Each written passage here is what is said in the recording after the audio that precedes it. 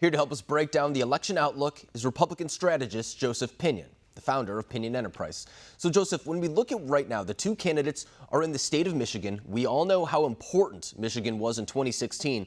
But do you think that at least what they're doing right now suggests that once again, the path to victory in 2020 will go through the Rust Belt, that being Michigan, Wisconsin, Ohio, states like that?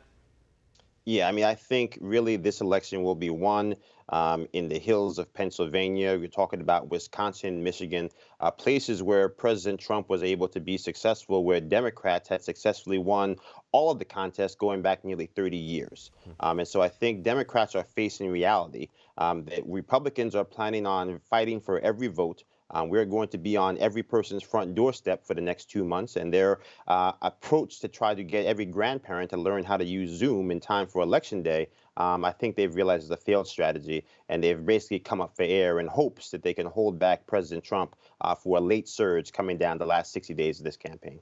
You raise a very interesting point there, and it's the idea that the Trump campaign is resorting to more traditional type of campaigning measures, knocking on doors, grassroots type of stuff, fundraising in person, whereas the Biden campaign, for a lot of this election, they've been trying to go more virtual, more digital, if you will. But as of recently, we have seen a pivot. Joe Biden started going to more states. They started knocking on more doors. Is this an acknowledgement that maybe the strategy before wasn't working the way they thought they would, so now they're trying to learn from their mistakes in 2016, where Hillary Clinton, for example, famously didn't campaign in Wisconsin or heavily enough in Michigan? Do you think they're now resorting back to traditional campaigning, that being the Biden campaign? Well, absolutely. I think that the Democrats had fallen into the Hillary Clinton trap of 2016, trying to spend money in places they really don't have a good chance of winning for the purposes of trying to run up a popular vote number that honestly doesn't matter when we come to picking the president of the United States, because we have a thing called the Electoral College. And so I think, going from what had been a plan to lean into identity politics and lean into virtue signaling, saying that they weren't going to knock on doors and respect boundaries and hope that would be enough to win the election. And now coming out of the backside of an RNC convention that had Republicans remind Americans that they actually like America and they would like America to remain America, I think they've realized that this strategy of trying to force America to sprint left as fast as they are sprinting left is a failed one. And they have been forced to confront the staunch reality that if they don't get out of that bunker, if they don't actually start having a message that's more mainstream, as fires burn from Kenosha to California and everywhere in between, they're going to have a rude awakening come Election Day, just as they did 4 years ago.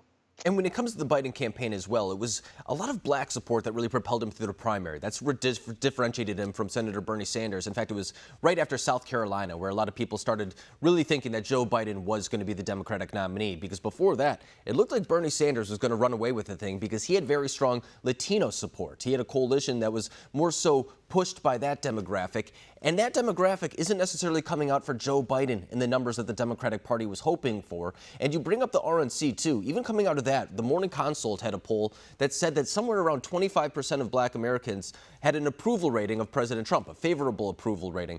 Does the Republican Party see an opportunity to chip away at some support that in the past hasn't been necessarily going to Republicans, that being Latino voters, black voters, and really outreach to them this time? Look, I think the Republican Party is going to continue to do outreach.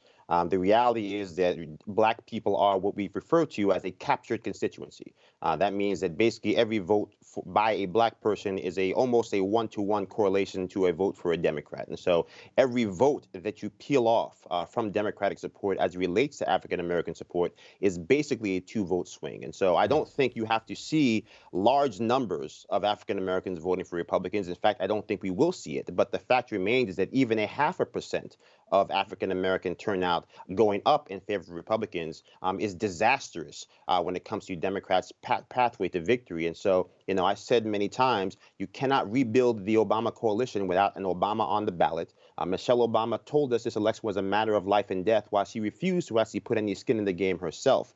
And so I think now Democrats are confronting the harsh reality that they did not spend enough time courting those voters that voted for Barack Obama twice and then turned around and voted for President Trump 4 years ago. And now, in the 11th hour, they're suddenly trying desperately to make these appeals to Heartland America, and they might find that it might be a little, too late. That's fascinating analysis because it kind of shows that this whole thing is coming back full circle. I remember back in 2016, President Obama saying that he would take it as an insult to himself if individuals didn't come out and support Hillary Clinton the way they supported him.